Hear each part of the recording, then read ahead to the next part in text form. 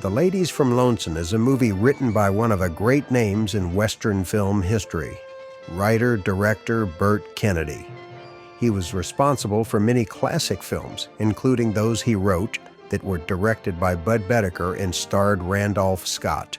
Referred to as the Ranown Films, most of them were shot in Lone Pine, California. Burt also directed Support Your Local Sheriff, The War Wagon, and The Train Robbers, just to name a few. The Ladies from Lonesome is not among those because it was never made. Emmy-winning writer-producer Kirk Ellis discovered the unproduced script about a cattle drive headed by women. They were ex-prostitutes, soiled doves, who wanted to make a new life for themselves. Wonderful, strong female characters were written by Kennedy. Kirk described the story as Lonesome Dove meets Westward the Women. That's an apt description. As a tribute to Burt Kennedy and those who love Westerns, we decided to gather our all-star cast together for a live script reading on stage at the Autry Museum for a 3-part special presentation on A Word on Westerns. A good movie needs a good, capable cast, starting at the top and continuing through every part. We assembled a perfect cast of 19 actors and actresses, 17 of whom had previously joined me for interviews on A Word on Westerns. They dressed up for the part and, as you will see, had a blast reading and performing for a packed house filled with Western fans. Now, for the first time, I've combined all 3 acts of Burt's script to present it as a full-length feature film. I think Burt Kennedy would have been very pleased with our presentation. Thanks to all involved for helping to make this tribute happen. Now get ready to saddle up with Burt Kennedy's The Ladies from Lonesome.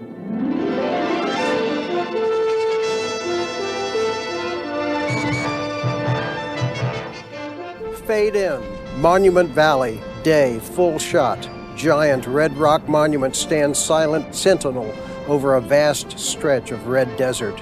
Now we see 2 specks of movement in the sea of empty land.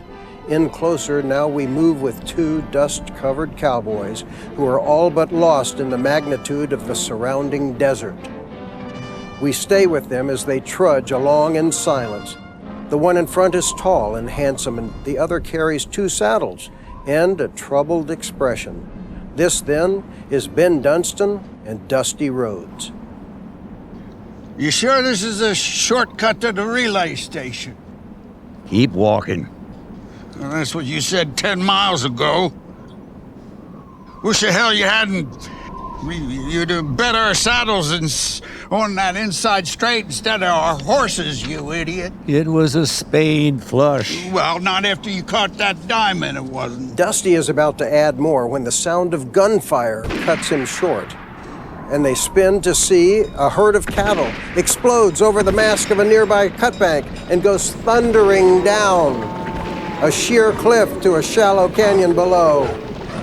Next moment, a chuck wagon clears the cutbank and it too plunges down the slant, followed by outriders, all firing their Winchesters. Back off.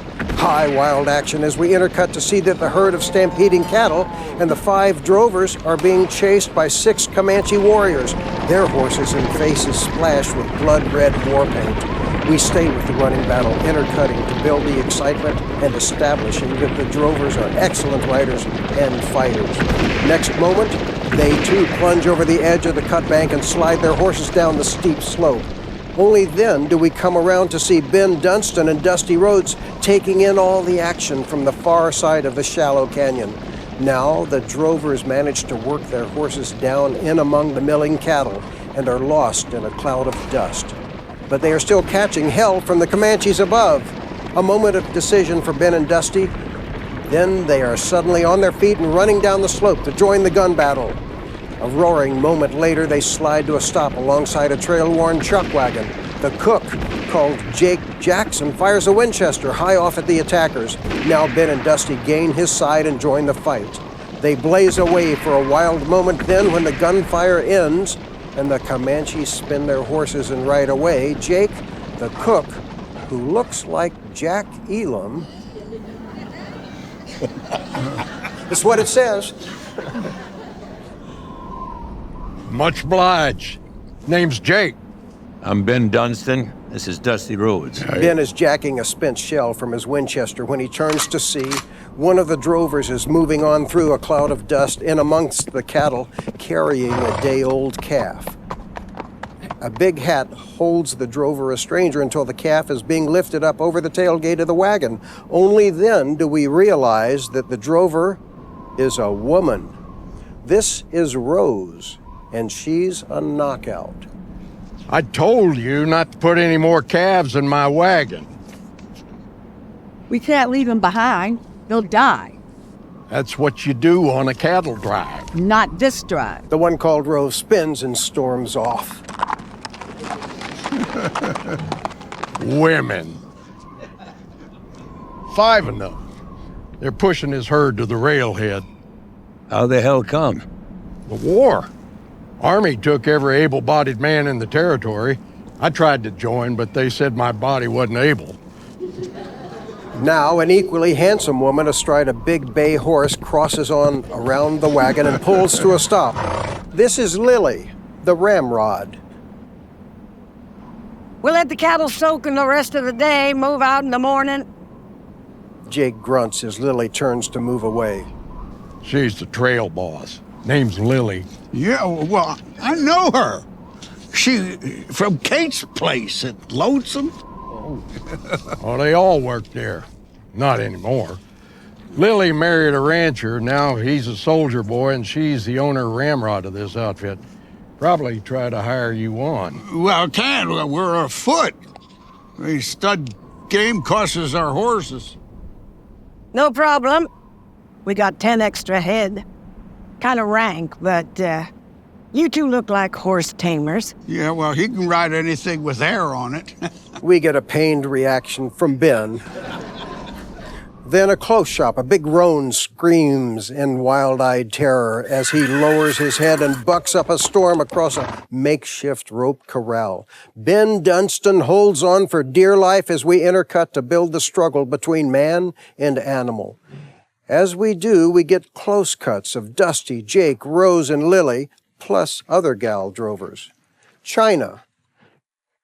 She, too, worked for Kate in Lonesome, but she is as good as any horsebacker in the Southwest. Reba, who could stand. She is a knockout and rides like a Comanche. She owns a guitar, and she used to sing to the drunks at Kate's place. Now she sings to the cows at Night Watch. Bertha. She has eyes for Jake the cook, ropes and brands with the best of them, and would like to rope old Jake himself. Full shot of a pained reaction from all, now as Ben and the big roan crash to the ground in a sea of dust. Now Dusty crosses to the fallen Ben. You got a cross?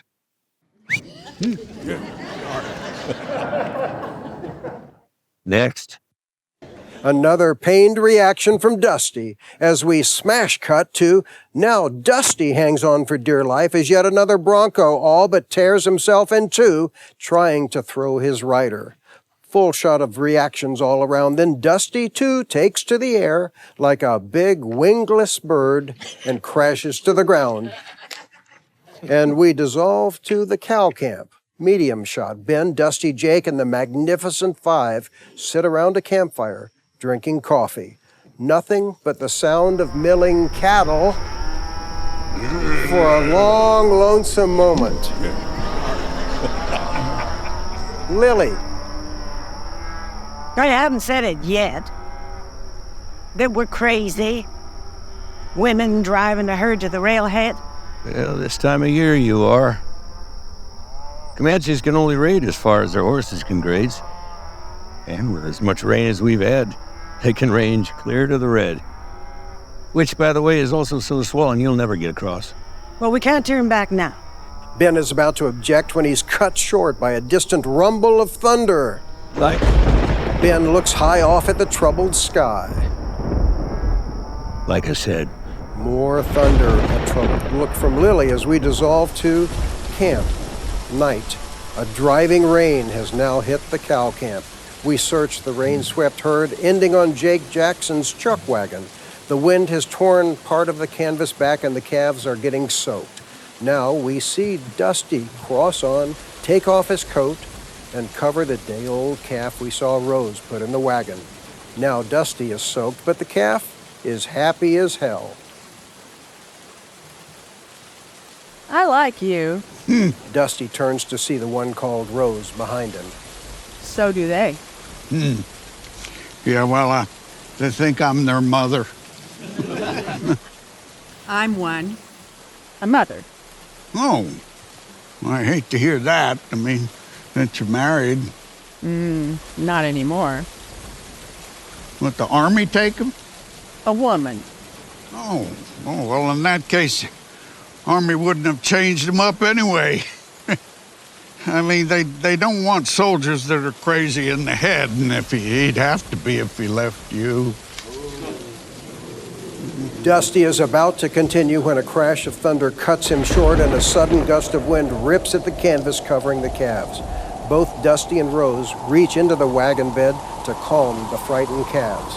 Now Dusty makes a grab for the two-day-old calf and finds himself with his arms around Rose instead. A moment of understanding as we hold on the pair for a tender while, then... Well, my name's Dusty. Mine's Rose. Big country day, full shot. The storm is over. The one called Lily rides the point as Ben, Dusty, and the other drovers haze the herd up over the rim of the cutbank and head north toward the railhead. Big shot day, we hold high away, tracking the herd across a vast sweep of empty land. You can almost hear the music as we intercut with the cattle and outriders to establish distance, and a growing attraction between Dusty and Rose as they horse around in the dust riding drag. Now Ben swings his horse in beside Dusty. I say we should talk these ladies into turning back. Well, that ain't gonna be easy. Well, either's pushing these cows 400 miles to the railhead. But what the hell, it's not my problem. First town we come to, I'm cutting out. Well, you can't do that. The hell I can't. And if you're smart, you'll do it too. No, I can't. You mean you won't? No, I mean I can't. You got any idea how little time there is for romance on a cow drive? Now, who's talking about romance? I've seen the way you've been sparking up to that Rose. Well, I don't want to see her hair hanging from a ridgepole of a Comanche war lodge, if that's what you mean. Yours could be hanging right alongside if you still. Yeah. Well, I ain't a bunch quitter, that's final. All right, your funeral. Ben swings his horse away before Dusty can answer, and we dissolve to wild country, day. More cuts of the cattle drive. Then we center on Jake Jackson driving the chuck wagon. We stay with him as the day-old calf makes a couple of attempts to climb up on the spring seat with him. Then the one called Bertha brings her horse up to the offside wheel of the wagon and rides alongside. Jake throws her a troubled look and keeps driving. Finally... You a married man, Jake? Nope. And I don't intend to be. Well, what a man intends and what he does could be a different thing. Yeah, I got by this long without a wife. I figure I can make it the rest of the way.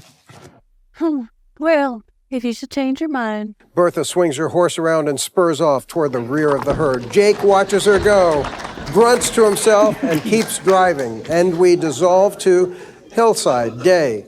Looking off across two blood-stained arrows, we see Lily and Ben coming up the slant toward us on a hell-bent run. Only then do we realize that the arrows are sticking in the side of a dead cow. A roaring moment later, Ben and Lily drag their running horses to a long, sliding halt, swing down, and cross to the dead animal.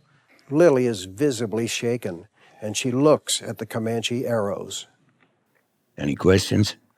With this, Ben turns, crosses to his horse, swings up, and rides off, leaving a troubled Lily standing alone. Dissolve to camp, night. A thick blanket of fog covers the cow camp. Looking off over at Jake's chuck wagon, we see China and Reba tying horses to a makeshift picket line. Now Lily and Ben move on, cross toward the watchfire in the center of the camp. We're in closer now on Ben and Lily. Now as a coyote howls way off in the distance. That a coyote? No, it's just Darby Hinton.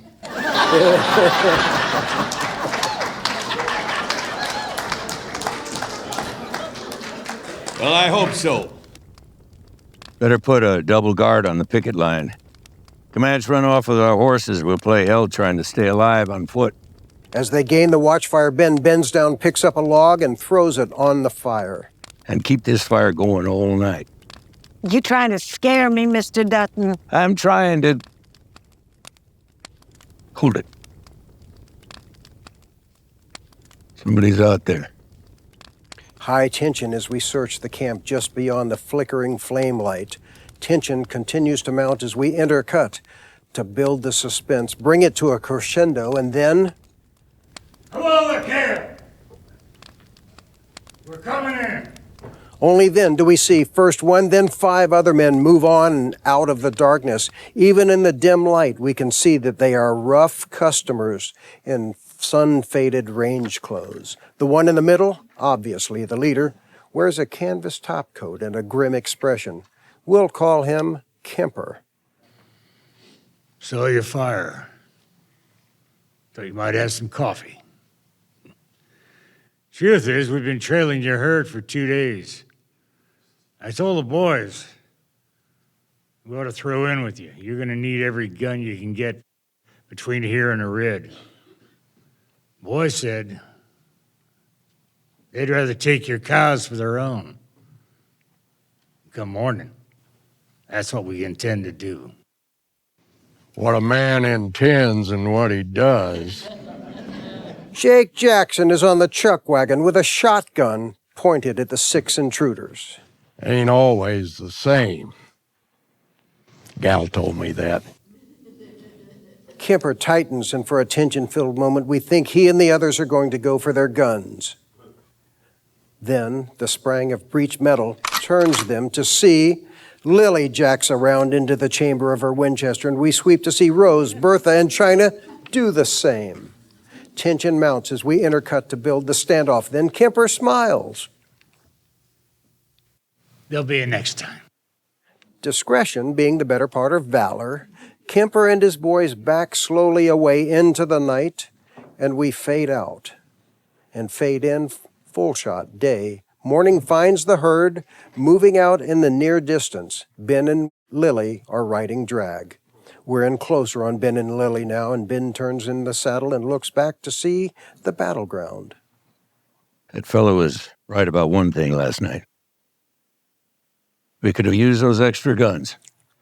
They gig their horses and take off to catch up with the herd as we dissolve to Mesa Day. The herd has pulled to a stop and is milling about atop a low mesa overlooking a scattering of buildings in the near beyond. This, then, is Junction Wells. This is where Ben is going to cut out. He stands alongside his horse, lashing on his slicker and saddlebags. The one called Lily sits astride her horse, watching him prepare to pull out. Well, I hate to leave you like this. Then don't. A guilty moment for Ben, then... Well, look, I'll ask around town, see if I can find any hands to hire on, at least as far as the Red. Don't go to any trouble. Ben wants to stay. As we intercut to build the moment, then Ben swings up on his horse and gigs him into a run. Lily watches him calmly as Ben moves off down the slant toward the junction in the near beyond. Then... Rose! Rose! Reba and Rose are picking up strays and turning them back into the herd when they hear Lily calling them. Without breaking stride, they double back and head for Lily at a full gallop. A moment later, they pull to a sliding stop alongside the ramrod. Ride into town and find the sheriff. Ride into town and find the sheriff. Tell him to arrest Ben Dunstan. What for? Well, he's riding one of my horses. Reba and Rose dull spur their horses into a full run down the slant in the direction taken by Ben. Close shot, a small smile of triumph from Lily as we dissolve to the Mesa. Close shot, day. A highly disgruntled Ben Dunstan sits Lily's horse, his hands tied behind his back. The tongue of Jake's chuck wagon acts as a makeshift gallows. A catch rope has been strung from behind the whiffle tree, up through the tip of the tongue ring and down around Ben's neck. Dusty and the others look on in silence, wanting to smile, but not daring to. She gave me this horse. You sure you want to go through with this, ma'am? What? Not a, Oh, wait, I'm sorry I jumped you. Yeah, I know. It's embarrassing. Let's take it from the top, page 1. So arrest me. Right. Go on. Oh, Michael. Oh, okay. Now you stay out of this. No. oh, no, You sure you want to go through with this? No, she gave me this horse, number 18. What am I on here? She gave me this horse. What's that? Let's just hang him. Oh, that's you. You've got the sheriff line on page 17. Okay, it's yours. We gonna pick it up with the sheriff's line, right? Okay. Okay, take 2. You sure you want to go through with this, ma'am? She gave me the horse. No, you stay out of it. Stay out of it. I'm about to get my neck stretched. Not if you stay on with the outfit. See, that proves it, Sheriff. She's lying to keep me along on the drive. Sounds like a pardon to me. Well, what do you say? Well, what the hell else can I say? Go on, cut him loose, Sheriff. The sheriff moves his animal in close to Ben and cuts his hands loose. You know, there for a minute, I thought you were going to let me string him up. There for a minute I was. Ben throws Lily a rotten look as we dissolve to the chuck wagon, day. Ben is shaving with a straight razor. The great-looking gal, China, is holding a mirror for him. Oh, all right. Dusty and Jake watch in silence. Asked me if she was bluffing. Yeah, then why didn't you call her hand? Oh, I didn't like the odds. Huh. Don't you have anything better to do, China? Go help Rose and Bertha. China turns and crosses away to follow orders. As she does, we come around to see a troop of cavalrymen in a column of 2s working its way along the flank of the herd heading for the cow camp. A moment later, they gain the chuck wagon and pull to a halt. Now, the commanding officer brings his horse up to Ben, Dusty, Lily, and Jake. Who's the trail boss of this outfit? I am. I'm Captain York, 5th Cavalry. We have orders to sweep the territory of hostiles between here and the Red. I'd say that calls for a celebration. The one called China is catching hell from a wild stray as Rose and Bertha struggle to burn a mark on him. As we dissolve to camp, night. Form your squares. Banjo and fiddle music accompanied by a sudden chorus of yells and laughter as we come away to see a hoedown erupt in the center. In the light of a roaring campfire, we see Lily, in a low-cut dress, is a knockout as she dances with Captain York. Dusty dances with Rose. The other drovers are paired off with soldiers. All are having a good time except Ben, who is not at all happy with Lily dancing with the officer. He feels a tug of jealousy, and that makes him even more upset. The doll, called China, is dancing and having a good time with a young soldier. Now, they dance their way beyond the flame light of the roaring fire and disappear into the darkness, hand in hand. Dissolve to river, night. The faint sound of music comes over as we see the young soldier come out of the bushes leading China by the hand. Come on.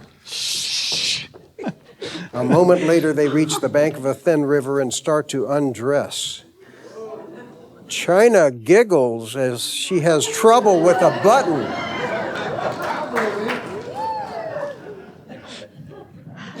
A moment later, they drop their clothes, move out into the river, and sink naked into the water. Oh, I can't touch bottom. I can.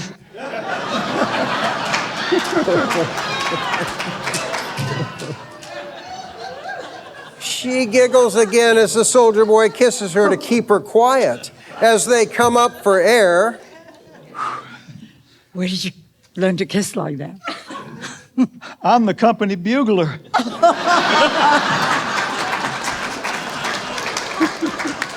cut to camp, night. The dance is still in full swing. Dusty and Rose are having a good time, but not Ben. A small smile from Lily as she realizes Ben is jealous. Then we cut to the river, night, dead of night. A coyote howls in the night. Another answers. This one closer. In the dim light of the night, we see the young soldier and China locked into each other's arms on the riverbank. Sounds like the dance is over. You want to go back? To you? What do you think? The soldier's arms go full around China. We stay with the pair, intercutting to build their lovemaking. Then China's eyes go wide with terror.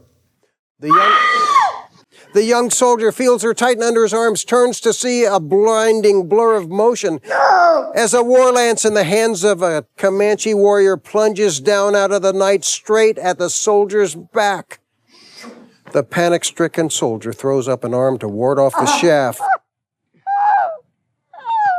Sudden blood as the lance digs through the young soldier and pins the naked pair to the bank of the river. A shattering wave of pain engulfs China as we intercut to build the horror and disbelief in her eyes. One last desperate struggle to stay alive, and then the soldier and China go limp in each other's arms. The silent slaughter is almost over before it began. Nothing but dead night. Then the Comanche pulls a knife and reaches down for China's long black hair, and we fade out. Fade in on the river, day. The horror of the night before is forgotten in the warmth of the morning sun as we hold high on the cow camp, then start slow down as we bring Dusty toward us at an aimless walk. A moment later, we are looking off over the blood-red shaft of the Comanche war lance on the riverbank. Now Dusty sees it, stops dead in his tracks, and stares off at the bloody remains of the young soldier in China, spiked to the bank. Ben! We dissolve to the hillside, day, full shot. Ben is surrounded by Lily, Dusty, Rose, Jake, Reba, and the others as he reads from a battered Bible over the freshly dug graves of the young soldier in China. In the far beyond, we see the troop of cavalry crossing the thin river at a full run and heading north. We're in closer now on Ben, now as he says, Amen, and closes the Bible. Amen. Amen. I'll hitch the wagon. Don't bother, Jake. We're turning back. I guess I was wrong about you. So was I. I thought I could face up to it if something like this happened. I can't. Well, you have to. Otherwise, China here died for nothing. Poor baby. She thought this was all a game we were playing. Well, the game's over. Lily turns and heads off down the hillside. Rose, Reba, and Bertha hesitate an uncertain moment.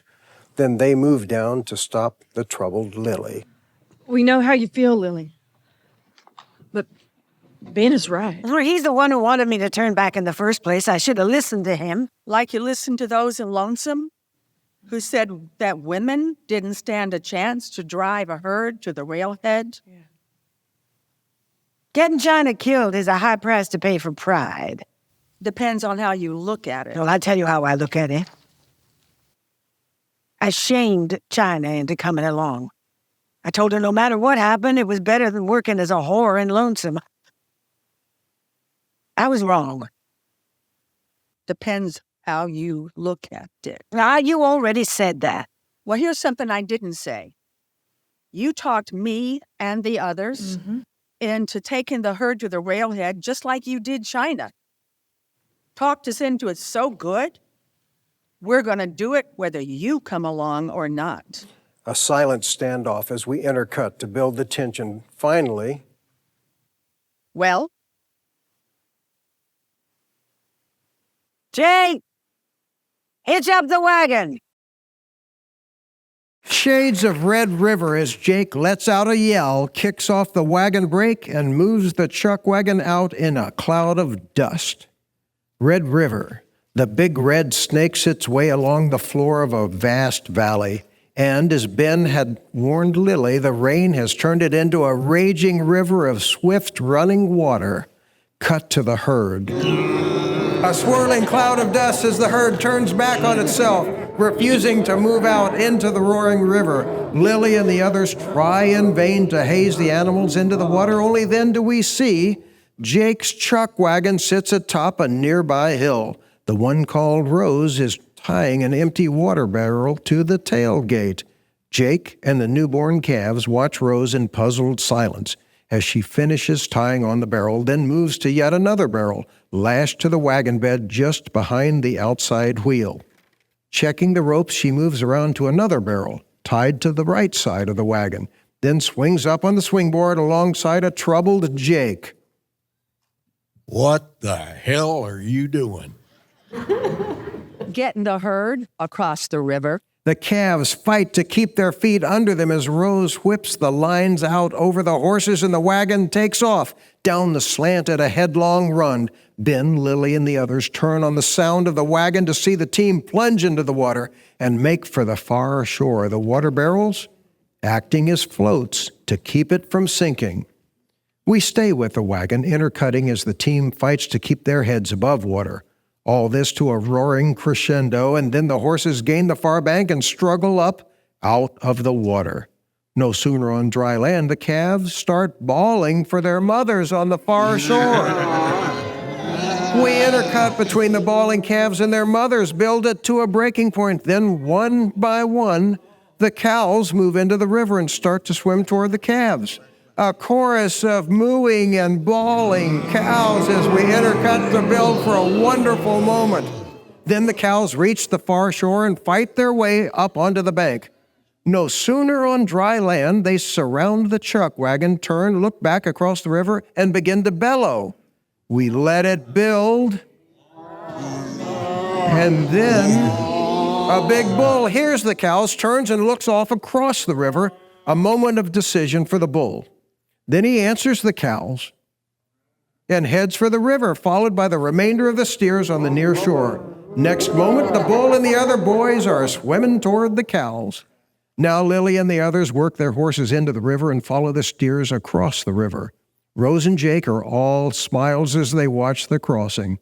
If the music is any good at all, we can make people laugh and cry as we intercut between the calves, the cows, the bull, and the boys. Bring it to a crescendo. Then, as they are all safe ashore, we dissolve to night, cow camp, and a thunder as we hold the rain-drenched herd of cattle, then come slow around and search the soaking wet camp, ending up on Rose in under Jake's cook wagon. She has spread out her saddle gear and is bedding down for the night. A flash of lightning as we see Dusty crawling in under the wagon to get in out of the rain. As he gains Rose, we see that he carries a cup of coffee. Coffee? Thanks. Yeah. Well, kind of cold. Just so it's black. Gotta hand it to you, Rose, getting that herd across that river. Yeah. We should be at the railhead in 2-3 days, maybe. What then? Draw my pay and buy a train ticket. Where to? Don't matter. Well, it does to me. You're forgetting I'm married. Well, your husband, well, why shouldn't I? That ticket, if it's a round trip, I'll be waiting at and to the train station. I like that. Yeah. Who said there isn't time for romance on a cow drive?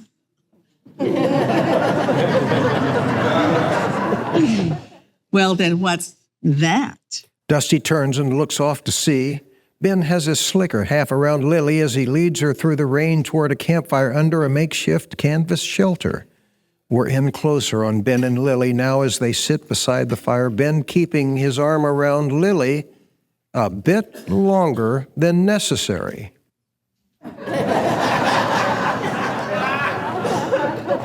I suppose you'll keep on going when we get to the railhead, drift from one card game to another. Well, you got a better idea?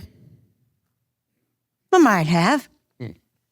I'll be needing a top hand.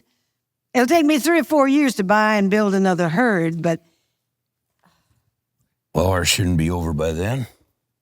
Your husband will be back. I got that just before we pulled out. I'm sorry. Shiloh. They buried him there. Nothing but rain for a long moment. Then night in the chuck wagon. Jake is bedded down for the night on the rough plank floor of the wagon, a 4-point trade blanket pulled up over his head. Nothing but the storm for a moment. Then a sound at the back of the wagon brings Jake's head from under the cover, and he looks off to see the one called Bertha climbing into the wagon. We get a shocked reaction from Jake, and then... What do you think you're doing? Crawling your tailgate to get out of the rain. This ain't no hotel, you know. I'm so clean through. You want me to catch my death of cold? It ain't a cold you're fixing to catch. It's me. All I want is to get out of the rain. Get under a cow. You sure ain't very sociable, Jake. I'm trying to get some sleep. I will only stay until the rain lets up. Don't you have any shame, Bertha? What'll the others think you and me wagoned up together? I got my reputation to think of, you know? Bertha is not about to leave. Jake pulls the blanket over his head as we dissolve to cow camp morning. The storm is over. A clang of metal as Jake pounds on a battered frying pan, calling all to breakfast alongside a roaring cook fire. Rise and shine, breakfast in the swamp. Jake continues to bang the frying pan as we see Bertha and the other gals begin to drift into line to get their coffee, biscuits, and beans. Two-shot of Ben and Lily standing near the picket line. We'll stay at the river for a day and then swing north to the railhead. You ride point. Yes, ma'am. Yes, ma'am. And Lily, what we were talking about last night, that job as your top hand, I think that'd make a big mistake. Mistake? Well, chances are if we were together all the time, I'd probably... Well, probably what? Before Ben can answer, a sudden scream from off turns them to see Bertha and Reba having a knockdown, drag-out fight near the cook fire. Haymakers and hair-pulling as we intercut to build the battle. Ben and Lily trade a puzzled look and head for the fighters at a full run as they gain Jake near the cook wagon. Ladies! What's going on? What happened? Reba accused Bertha of crawling my tailgate, and Bertha hit her. Two gals are rolling in the dirt now. How you like that? They're fighting over me. And we cut to Bertha catches her breath as a pail of water is poured over her head. Reba gets the same. Oh, ladies! The fight is over. As the two water-soaked battlers struggle to their feet, we dissolve to Big Country Day. The herd is on the move again. Ben rides point. Lily and the others haze the cattle from the flank and behind. Then comes the cook wagon. The one called Reba rides on the side of Jake's wagon, Bertha on the other. Jake, atop the spring seat, feels trapped between the lusty pair. Now he throws a troubled look from one to the other. Medium shot of Ben riding point and looking dead ahead when Lily spurs up along and the two horses fall into step together. You'd probably what? Make a fool of myself. How's that? Well, a fella I once knew. He didn't amount to much, drifted around mostly, but then one day he took a job punching cows for this woman. One thing led to another, and, well, next thing you know, he... Well, you come to work for me, Ben Dunsted. I assure you one thing will not lead to another. Well, that woman that he went to work for, she looked a lot like you, Lily. Not near as pretty, though. But her eyes didn't show deep blue like yours. And, well, I don't recollect her hair too well, but I know it didn't dance on her shoulders like yours does. And the way she walked, nothing like you. You move like you're all over alive. You're right. You'd make a fool of yourself. Lily swings her horse around and spurs back off toward the herd, leaving Ben with a strange look on his face. He's still looking off after Lily when Dusty brings his horse alongside and falls into step. The lovers quarrel. Next thing you know, women will be fighting over you too. Oh, you're so damn funny you should be on stage. Yeah, well, not that one. Only then does Ben look off to see a stagecoach, its driver and shotgun slumped over dead, and its 6-horse team in a terror-stricken gallop is heading straight for Ben and Dusty. Ben throws a look back off at the herd, as does Dusty, and realizing the runaway coach is about to plow smack into the cattle, they spur off in a sudden run to turn the thundering 6 up. Blazing action as Ben and Dusty gain the front runners, spin their horses and attempt to drag the wide-eyed animals to a stop. But they are too late, and we intercut to build the excitement and runaway horses with Ben and Dusty hanging on for dear life. They crash directly into the noisy herd, scattering and terrified cattle in all directions. Through a cloud of dust, we see the herd panic in their attempt to get out of the way of the onrushing stagecoach. What follows takes a day to write and 4 days to shoot. But when it is over, we have the herd stampeding with Lily and the others riding hell for leather to turn the cattle, the still noisy cattle, and Ben and Dusty clinging into the trembling and exhausted 6-team horse. High wild action as we intercut with stampeding cattle and riders. Bring it to a crescendo then. Ben and Dusty, having calmed the horses, move to the door of the stagecoach. Open the door and look inside. One man lies dead on the floor of the coach. Another sits calmly alongside him. The one sitting up is in his mid-30s. He wears sun-faded range clothes and a sheriff's badge.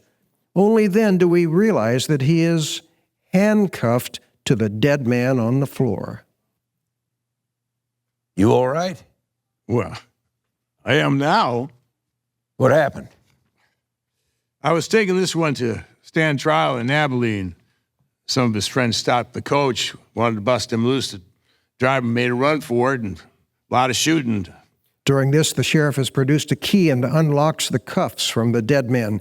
Now he straightens, rubbing his wrist. Like as not, they would have strung him up anyways. The sheriff is crawling out of the stagecoach as Lily roars on and drags her horse to a stop. We turned him. Lost about 20 head, cost a day, but we'll hunt him down. What happened? I'll let the liar here tell you. Liar? You weren't taking a prisoner to Abilene. What are you talking about?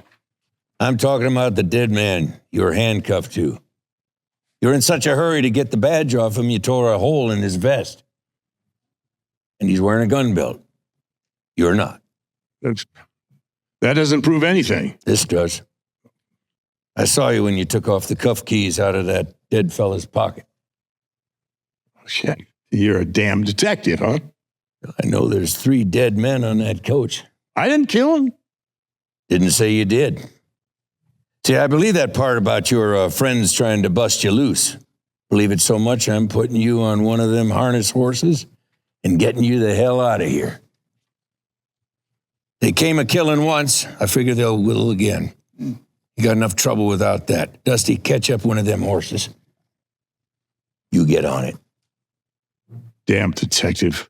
Ben watches him cross to mount. I'll be telling the law what happened here when we get to the railhead. If you get to the railhead. There's no mistaking his meaning, and for a moment we think Ben is going to change his mind about letting him go. Then, without another word, the bad guy swings up on his horse around and heads off in the direction the stage had come. Ben, Dusty, and Lily watch in silence. We dissolve to Big Country Day. Rodeo time now as we intercut with Lily, Ben, and the others hunting down and roping strays. We now see Bertha bulldog a wild steer, twist his neck and throw him to the ground. We stay on the action and build excitement. Then, as Lily Reba Rose haze 10 head of cattle back into the herd, we dissolve to night, cow camp. The drovers are gathered around a scattering of watchfires, leaning against their saddle gear and drinking coffee. The one called Reba is out with the herd riding Nighthawk. Now she starts playing her battered guitar and singing softly to the cattle. The faint sound of Reba singing comes across as Ben drifts through the cow camp. Now, as he gains Dusty, standing alongside Jake's cook wagon. That liar feller, what did he mean if we got to the railway station? Oh, he was just sore about getting caught. Oh, well, that was really smart of you, Ben. Figuring out that he was a prisoner, not the sheriff. Well, it was as plain as the ass on a goat. Yeah, well, not to me. Hey, you got a brain, Ben, except when it comes to women. What does that mean? Lily, she told me about offering you the job at the top hand. You turned that down. No, I just wasn't sure I could handle it. A job or her? I admit it'd be hard, her owning the ranch, wearing the pants, and you all the time tried to get in them. Is that all you ever think about, Dusty? Women? Oh, not anymore. Just me and Rose. You and Rose what? Oh, we get to the railhead, I'm fixing to ask her to marry me. Oh, my. Why wait? Dusty and Ben turn to see Jake on the wagon seat above them. I'm not only a cook, I'm a preacher. Whoa! Add me the biggest flock in Crockett County. I'd be there now if it hadn't been for the whiskey. I went to drinking on baptizing day. Staggered out into the river and drowned a fella. My congregation turned on me like a pack of wild dogs and ran me out of town. So I quit saving souls and started cooking. You go get Rose. I'll try to find my Bible and we'll get her done. Well, not so fast, Jake. I can't ask her to marry me out here in the middle of nowhere. Spend honeymoon pushing cows. Well, suit yourself. But I'm ready whenever you are. You sure you were a preacher, Jake? Hell yes. And if that son of a bitch could have held his breath 40 seconds longer, I'd be a bishop by now. Jake is hunting for his Bible as we dissolve to Dead Town Day. A cloud of dust as we hold, looking off down a deserted, windswept street.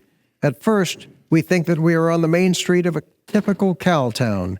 Then, as we search the dead sidewalks, broken doors, and windows, we realize we are in a deserted ghost town. Only when the swirling dust begins to clear do we see Lily's cattle lined out 20 across being herded on the far end of town. Lily, Ben, Dusty, Rose, and the others have their heads lowered against the wind as they haze the cattle to the center of the dead town, then turn the leaders back into the herd, bringing the animals to a confused stop in the shelter of what's left of the false front buildings. Now Lily, Ben, and Dusty pull their horses to a stop in front of the battered building marked Saloon, swing down and cross for the front door. Interior saloon. Looking down from the second floor landing, we see Lily, Ben, Dusty push their way through the bat-wing doors, work their way through a maze of broken chairs and tables to a long oak bar covered with broken beer mugs. Ben, go tell Jake to broadside his wagon at the far end of the town. We'll bunch the cattle up in the street, stand out the storm. Right. Street, day. Looking off through a tattered curtain of the upstairs window across the street from the saloon, we see Ben come out of the bat wings and cross off toward Jake's wagon at the far end of town. As he gains the wagon, a hand reaches in and pulls the curtain aside slowly, and we dissolve to the saloon at night. In the flickering flame light of the number of candles scattered around the saloon, we see Ben, Dusty, Jake playing poker at a three-legged card table. Rose, Bertha, and the others spread blankets to bed down for the night. Now Lily drifts toward the battered bat wings, stops and stands looking off at the restless cattle milling around in the center of the street. She is still looking off when the faint sound of a train whistle drifts over from the distance. We catch a beginning smile in Lily's eyes, then intercut with the others for reactions as the whistle continues to blow over, ending on Ben at the card table. How far away do you wonder that train is? I can only hear for 10 miles. That puts us to the railhead by noon tomorrow with no trouble. But we got trouble. Ben turns to see Lily looking off. Getting up slowly, he drifts toward the bat wings. Next moment, he is standing alongside Lily, looking off across the street to see.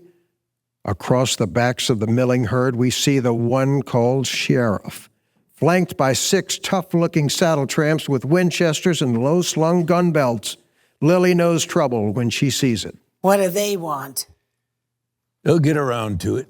The sheriff motions to the others not to follow and begins to move across the street, pushing his way through the milling cattle as he goes.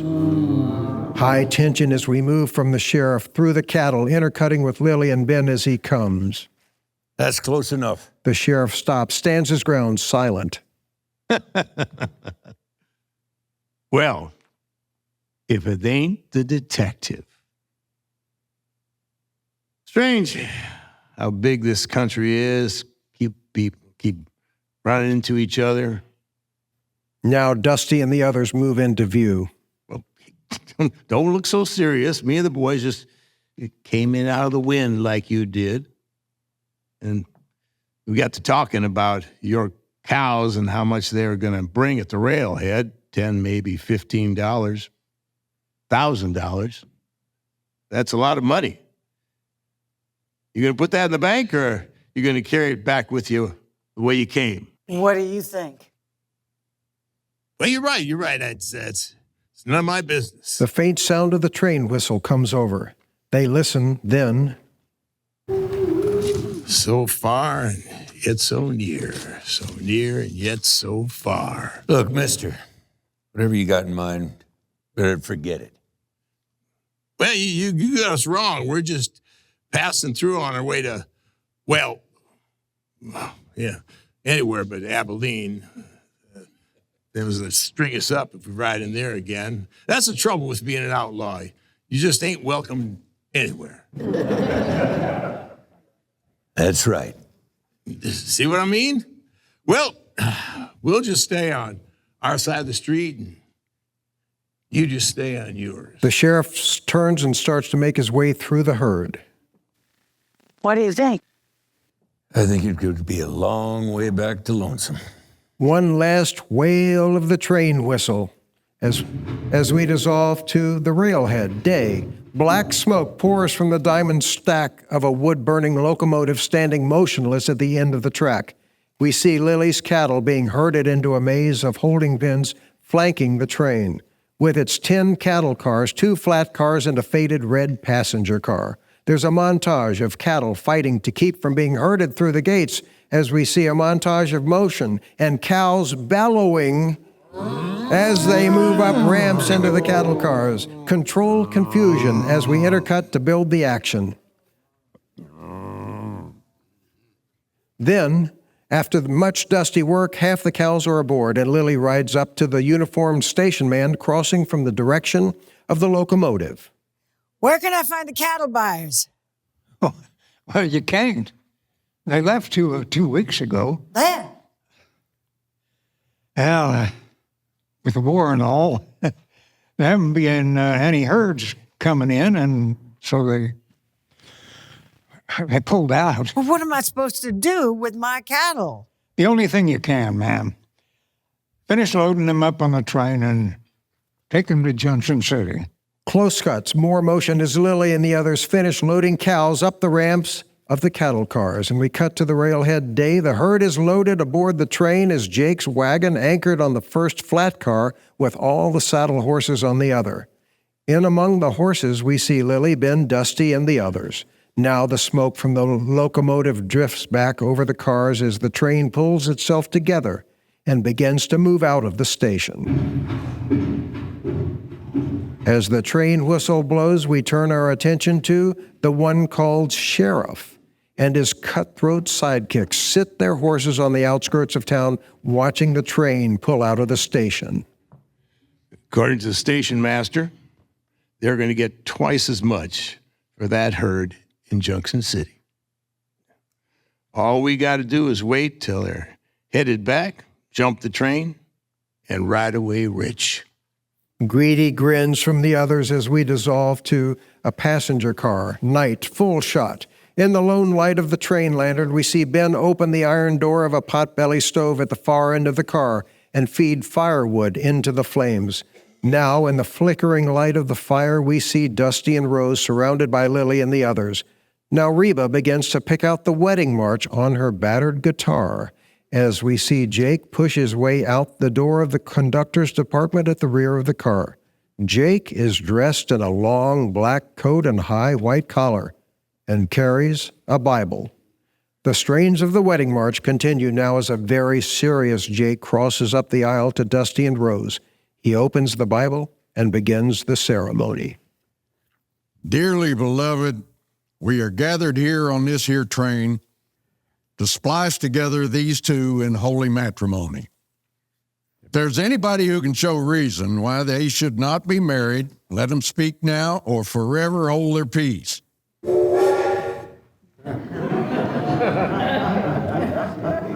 Dusty, you take this woman to be your lawfully wedded wife, to have and to hold from this day forward, in sickness and in health, till death do you part? I do. And do you, Rose, do the same? I do. You may kiss the bride. Wait. What about the ring, Jake? They don't have one. You can use mine. Oh. A tender moment as Lily takes off her wedding ring and hands it to Dusty.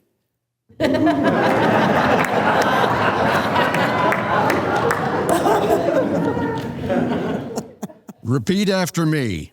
With this ring, I thee wed. I now pronounce you man and wife. You may kiss the bride.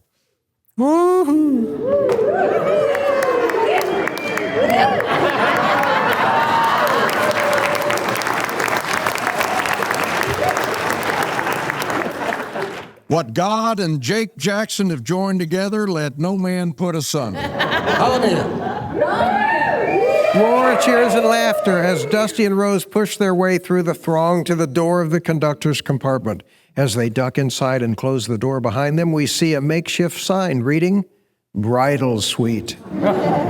No sooner inside, we see Bertha throw her arms around a troubled Jake. Anything for the bride? Bride's made. Bertha plants a kiss on Jake that won't grow as we dissolve to a series of scenes.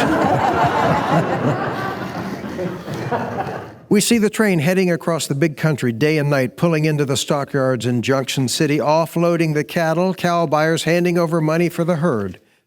Dissolve to the passenger coach, day. Lily sits at a makeshift table in the center aisle near the back of the car. The table has a canvas bag of money on it, from which Lily is paying off the drovers. Bertha, Reba, Rose, and the others are lined up waiting to be paid. Train, day. Looking back high over the train, we see 3 hell-bent riders catching up to the front platform of the passenger coach, and 3 more on the other side of the coach. High, wild action as the riders on both sides of the train swing in alongside the moving coach. They all make a flying transfer to the platform, leaving a pickup man on either side to catch the loose horses. The riders are no sooner on board the train when we cut to the passenger coach. Lily has just finished paying off Rose. Next. Bertha steps to the table as a great crash of glass comes from behind. They all spin to see the one called Sheriff and 3 of his bad guys kick their way through the broken door with guns drawn. Shock holds Lily and the others captive as the sheriff grabs hold of Rose and, using her as a shield, moves up the aisle toward Lily, a sudden blur of motion as Dusty goes for his gun. Take your hands off! A roar of gunfire cuts Dusty short. He takes one in the side and crashes back over the table at Lily's feet. Now Rose screams.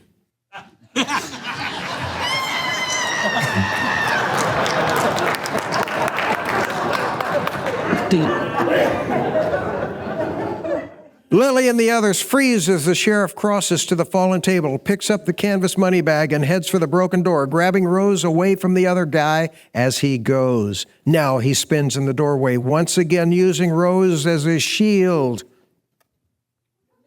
Hold it! Anybody comes after us, she dies. Out they go. While the other gunmen cover Ben and the others from the doorway, the pickup men bring the empty horses alongside the moving train. A moment later, all are mounted and roaring off away from the train at a dead run. Rose holds onto the sheriff with one hand and flails away at him with the other as they ride off together. Cut to passenger coach. Day, medium shot. Ben is tending to the wounded Dusty as the others gather around. Well, if you have to have a hole in you, that's as good a place as any. What do we got to do, Vance? Go after him. You heard what he said. He's a liar, remember? Before Dusty can object, Ben reaches up and pulls hard down on the emergency cord. A great grinding of metal and a shower of sparks as the driver wheels of the locomotive lock up and slide along the rails of the screaming. Halt.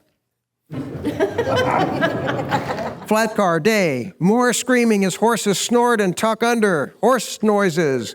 Next moment, Ben, Lily, and the others are jumping their saddle animals off the flat car. Excitement mounts as we intercut with the riders, bring it to a crescendo, and then the last horse dives headlong off the car. The wounded Dusty stands alongside Jake and the cook wagon on the second flat car, watching Ben and the others take off after the bad guys at a hell for leather run.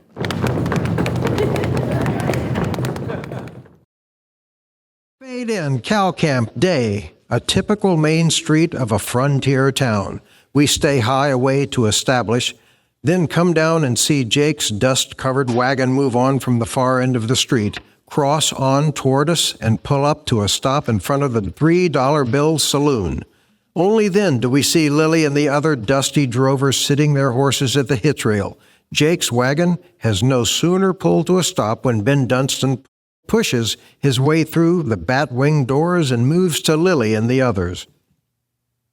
Bartender said a wild bunch come through town 5 days ago, bragging, throwing money around. Claimed they were headed for Mexico. Which way is south? What are we waiting for? Ben swings up on his horse, heads him south, and spurs off. Lily and the others follow. Jake and Dusty on the wagon do the same as we dissolve to a Mexican village, Day. A string of burros is being herded up the main and only street of a Mexican border town. We search the scattering of low adobe buildings facing each other across the dusty, chicken and pig-strewn street. I didn't hear any chickens there, but I thought there were some.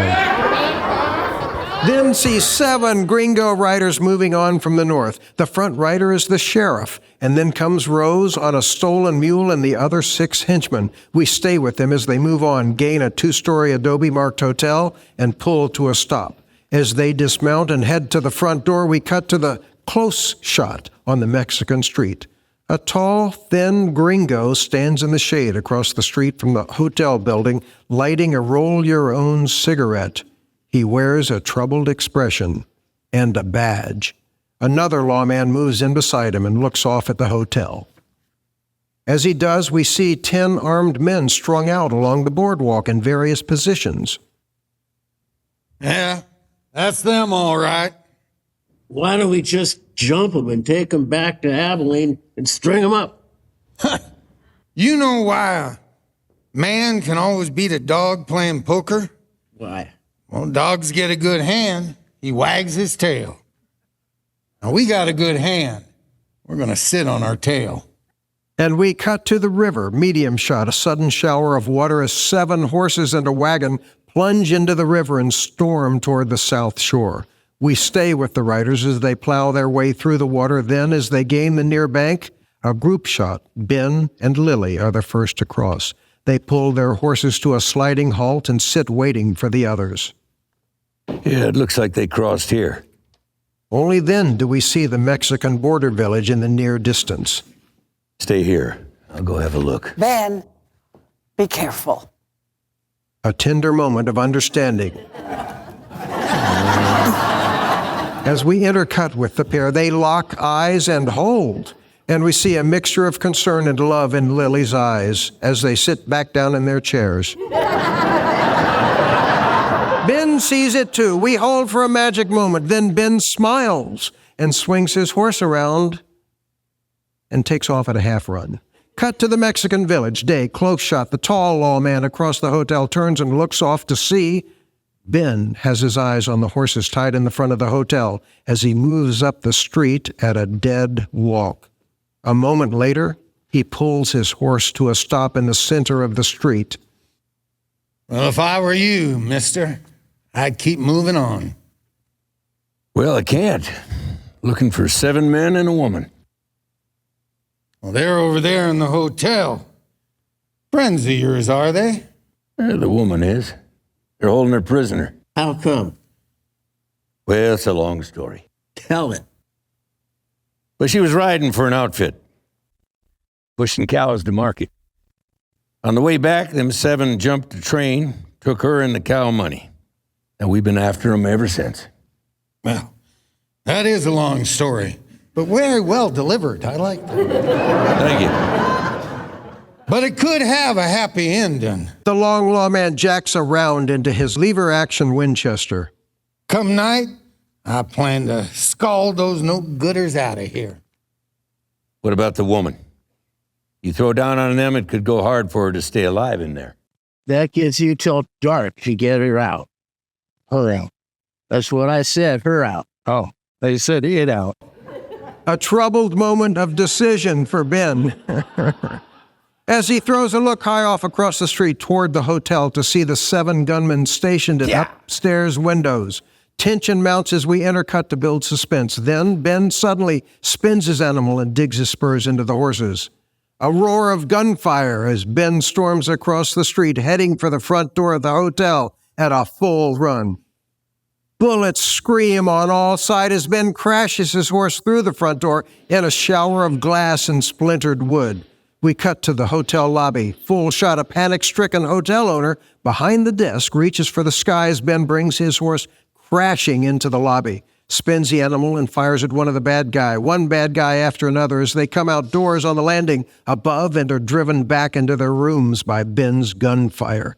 High, wild action as we intercut to build the gun battle. Then Rose dives through the open door at the head of the stairs, the canvas bag of money in her hand. No sooner out. Ben! She throws the bag down to Ben, who catches it and blasts away at the one called sheriff, who ducks out the door and makes a grab for Rose, but Rose is heading down the stairs toward Ben. Next moment, she swings up behind Ben, who continues to blaze away for a wild moment, then together with Rose storms out through the broken front door. Ben and his animal have no sooner cleared the front door with Rose when the posse across the street opens fire at the hotel, giving cover fire for Ben to get the hell out of town with Rose. We cut to the riverbank. Day, full shot. Lily and the others look off at the oncoming Ben and Rose. A moment later, Ben drags his animal to a sliding stop and swings Rose down to the ground. A joyful reunion. Now Dusty crosses hurriedly on and takes Rose in his arms, smiles all around as Ben swings down and joins the group. Only then does he throw the canvas bag of money to Lily. Dissolve to camp, medium shot, night.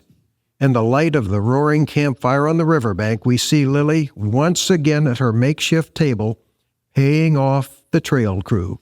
One after another comes up to the table to be paid off with the money and a smile.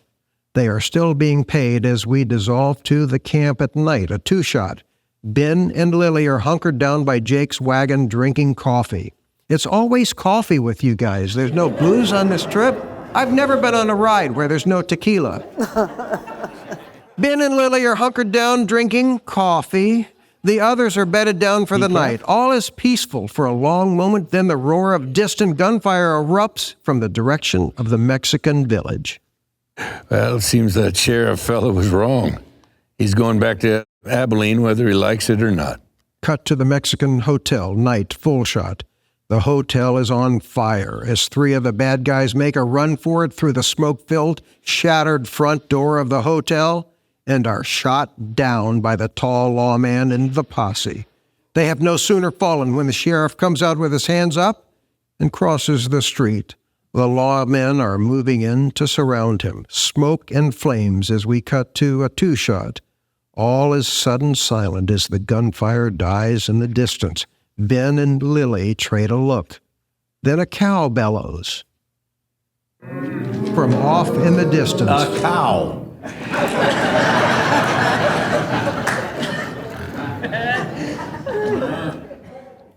Lily, that job as your top hand, you still want me? I want you. Ben catches that soft look in Lily's eyes. Had us 50 or 60 head of cattle, it wouldn't take any time to build a herd. I don't have that kind of money. I'm not talking about money, talking about 200 or 300 head of strays running wild on this side of the river. All we have to do is round them up what we need and drive them on back to your place. That's the way the stock business works along the border. Mexicans raid ranches north of the river, gringos to the south. Some cows spend their whole life being driven back and forth across the river. I don't like it. Well, what about the others? Had stock to gather and to drive, it'd give them something to do. They wouldn't have to go back to work at Kate's place. I mean, not right away anyway. No, they're never going to go back there. That's what I'm trying to tell you. What with that amount of cattle to look after, they could work at your place. You got it all figured out, huh? All but how to round up the wild bunch without getting us all killed. Smash cut to wild cattle roundup. Day, an explosion of flying hooves, horns, and cattle as we begin a series of scenes showing Ben, Lily, and the others gathering a thundering herd of panic-stricken, wide-eyed cattle. Cut to river, full shot. Jake's wagon follows the herd across the river as he gains the north shore. I'll say that's the way to gather a wild bunch. Cut to river, day, full shot. We hold high as the cattle clear the river and head off to the north, with Jake's wagon bringing up the rear. We stay high until the herd is moving off in the distance, then come back around to see 30 riders thunder on from the far side of the river. But I hear them now, and pull their horses to a sliding stop in the water. Medium shot in, closer on the horsemen, we see 30 fierce-looking Mexican bandits armed to the gold teeth and wearing cross bandoliers and big sombreros. The front rider, obviously in command, is named Indio, and as his lathered animals dances a nervous half-circle in the water, he swears in Spanish, and then... Cabrones! Thinking gringos! They're stealing a stolen cow! Cabrones! Cabrones! Vamos, vamos! Ándale! Looking down a distant hill, we see the one called Indio motion his men forward, and the 30 riders start across the river at a run, and we dissolve to a full shot. We track the herd of cattle as it moves north, flanking the river, Dusty and Rose riding drag. Through a cloud of dust from the cattle in Jake's cook wagon, we push in on Rose and Dusty as they ride with kerchiefs over their faces and heads lowered to fight off the dust. It's a hell of a way to spend a honeymoon. Before Rose can answer, something off-screen catches Dusty's attention. A group of horsemen in the near distance, the front riders astride prancing Mexican horses and wearing straw hats and high-colored serapes. Dusty still looking back off at the riders. We got company. Mexicans. See. Come on. Dusty spurs off at a dead run. Rose's horse tucks under and follows. Full shot, wild, high action as Dusty and Rose make a wild ride through the cattle, the noisy cattle as they ride through the cattle. A moment later, they drag their horses to a sliding stop alongside Ben riding point. We're being followed. How many? Oh, I can't tell. They don't seem to be in a hurry to catch up. They'll probably wait till we make night camp, jump the herd in the dark, and scatter them across the river. Well, why don't we beat them to it? Give up the herd? No, we're driving stolen cows, Ben. Oh, well, depends on how you look at it. Well, if they catch up to us, they'll see us hang, Ben. Then we better make sure they don't catch up. How do we do that? We'll swing north, ride out the night. According to Lily's map, morning should put us in the middle of Comanche medicine country. I doubt they'll follow us there. Well, ain't that like drowning a dog to get rid of the fleas? You got a better idea? Well, we could double back, bargain with them. With what? Women. What? Women? 4 of us. We'll let them catch up. Come night, we'll break out the whiskey and music, dance with them, show them a good time. While we're at it, you two and Jake can sneak around and run off their horses. A bunch of Mexicans on foot with their pants down are not going to give us any more trouble. Ben, tell her that's a bad idea. The hell it is. Well, I'm not going to have my wife much longer if they catch up with us. Hang one, they'll hang us all. Well, I'm not Ain't that right, Ben? No, I ain't talking about right. Talking about wrong. It will be if you boys don't get those horses run off. We'll do our part. We're good at it. Now, go tell Jake to break out a jug of whiskey. We hold on a troubled Dusty as we dissolve to a party. A loud party at night. In the flame light of a huge bonfire at the edge of the river, we hold on the Mexican leader called Indio as he lets out a yell. And we come high away to the strains of the Mexican head dance, played with an out-of-key trumpet. The drunken party is obviously in full swing. Rose, Lily, and the others dressed in colorful serapes and little else flash bare legs at the staggering Mexicans, and they play tag dance, each wanting a shot at the ladies. Lily's girls are good at dancing and dodging grab-ass drunks, so a wild time is still being had by all.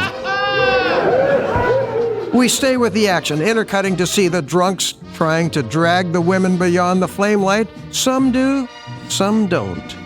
As we cut to the picket line at night, shooting off of the backs of the horses tied to a makeshift rope picket line, we see Ben, Dusty, and Jake making their way toward the picket line at a low, bending run, the dancers in flame light in the near beyond. As the boys gain the Mexican horses, they quickly untie one after the other. This done, they clear their guns and start firing in the air. Wide-eyed panic as the horse screams and scatter in all directions.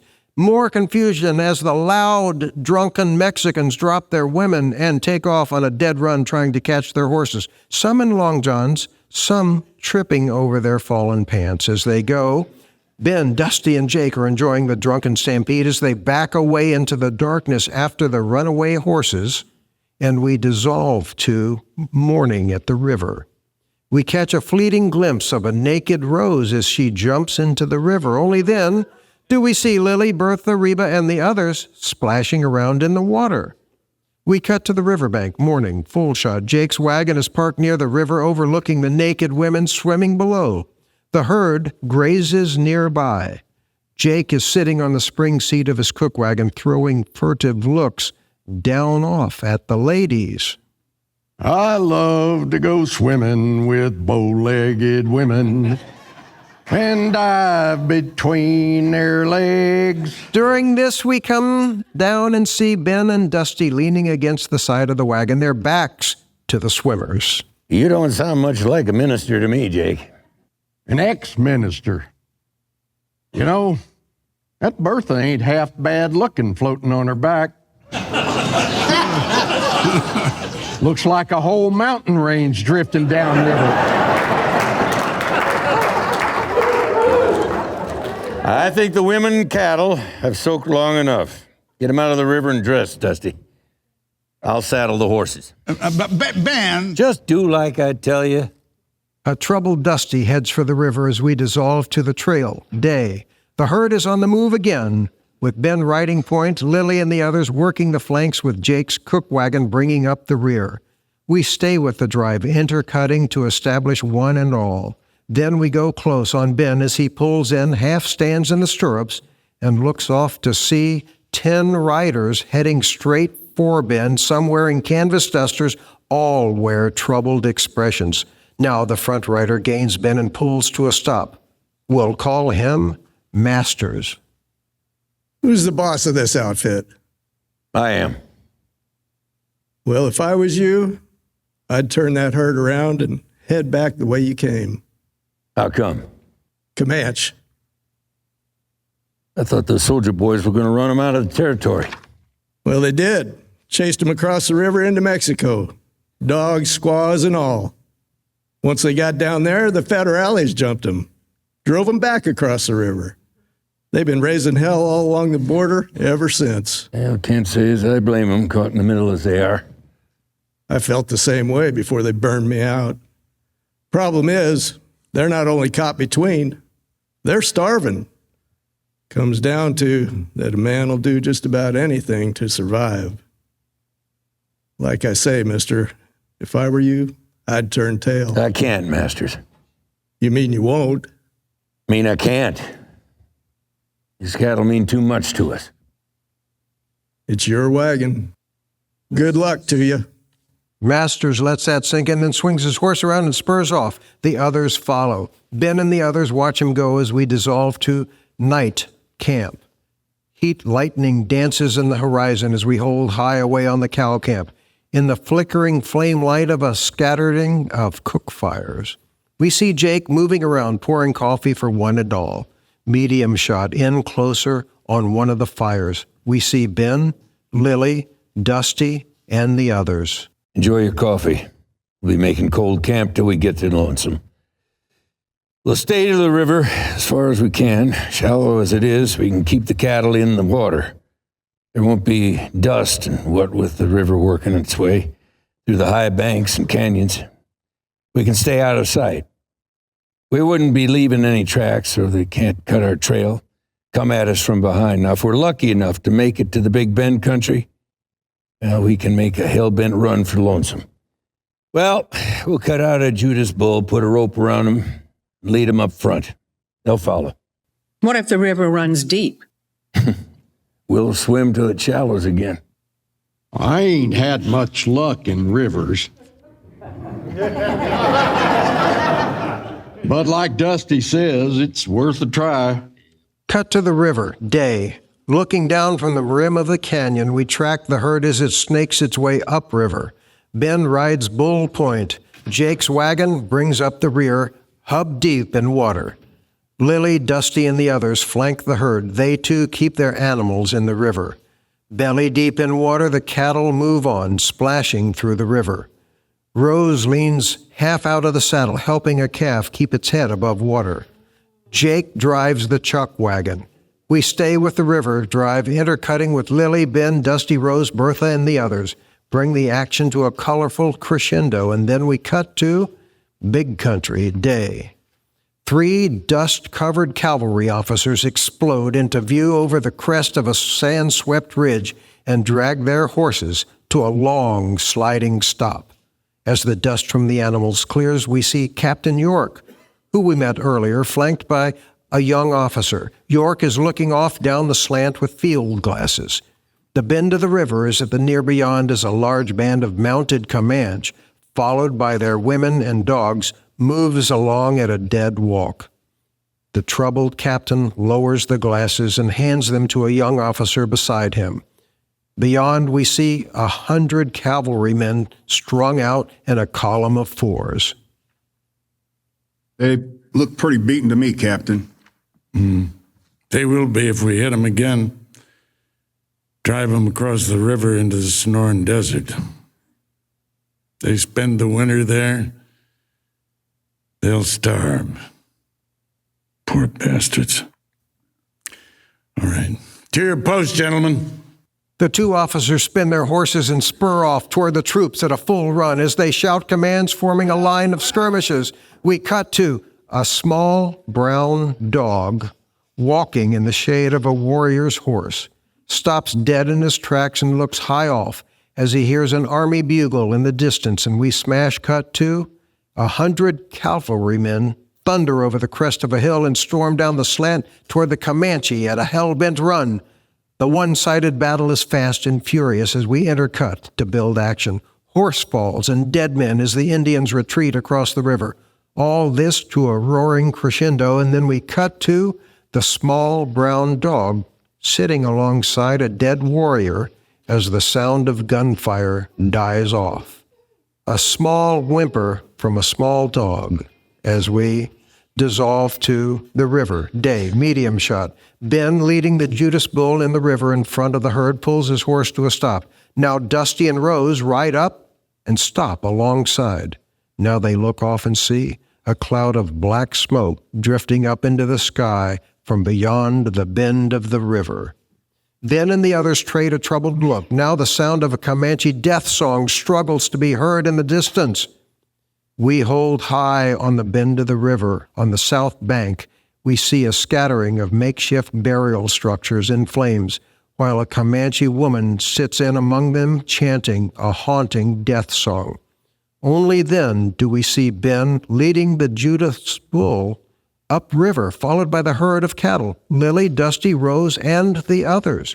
Jake pulls the cook wagon to a halt, looks off, then talks down to Bertha, who has pulled her horse to a stop, flanking the wagon. Death song. What happened? Soldiers, more than likely. Medium shot. Ben has pulled to a stop, and he and the others look off at the battleground. The small brown Indian dog still has fight left in him. He barks at Ben and the cattle. The death song suddenly stops, and Ben spins half around and looks off to sea. 40 Comanche warriors sit their painted horses along the crest of a high rise on the Mexican side of the river. High tension as we intercut with Ben and the others to build a standoff. We bring it to a silent crescendo, then Dusty reaches for his saddle gun. Hold it. Tension mounts to the breaking point. Then Ben gathers the bull ropes and leads the bull toward the Comanche. A moment later, he gains a warrior with a red blanket over his horse's neck, signifying his importance, and hands him the bull rope with a faint smile in his eyes. The Comanche hesitates an uncertain moment, then takes the rope and leads the bull away. Close cuts, reactions all around as the cattle string out, following the bull off into the Mexican desert. Ben watches them go, then spurs back to Lily and the others. What the hell? They need him more than we do. A mixture of satisfaction and doubt from all as we intercut, ending on Jake, who has a grin from ear to ear, and we dissolve to Day, We hold high on Jake's wagon, flanked by Ben, Lily, Dusty, Rose, Bertha, and the others as it moves toward us. Now we come slowly down and find ourselves looking through the charred timbers of Lily's ranch. Only a massive stone fireplace remains standing. Ben and the others pull to a stop and stare off at the burned-down house, a scattering of corrals and hay cribs in the near beyond. Lily has the look of high hopes gone out the window. Home. What do we do now? We can always go back to work at Kate's place in Lonesome. If the Comanche haven't burned that down, too. Yeah. At least we don't have to rebuild the fireplace. No, just have to build a herd. And how the hell do we do that? Like the man said, Ben, your wagon. With this, Jake climbs down from the wagon, crosses to the tailgate, and opens it. This done, he begins lifting calves out of the wagon and putting them on the ground. Young bulls and heifers kick, prance, and bawl, happy with their freedom. And the good Lord saith, go forth and multiply. Amen. A heavenly chorus echoes Ben's sentiments as we intercut for reactions all around, then go high, away, and hold. A heartwarming moment as the herd of calves head for the cribs of the hay corral, and we fade out of Burt Kennedy's The Ladies from Lonesome.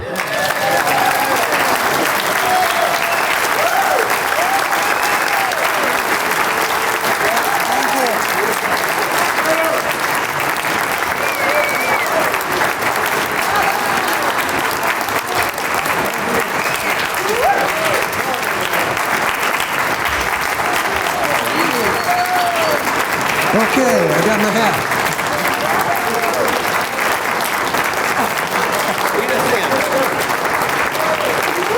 Thanks, guys. Okay, you're out. Everybody, thank you very much, and thank you, the wonderful cast. Were they not awesome?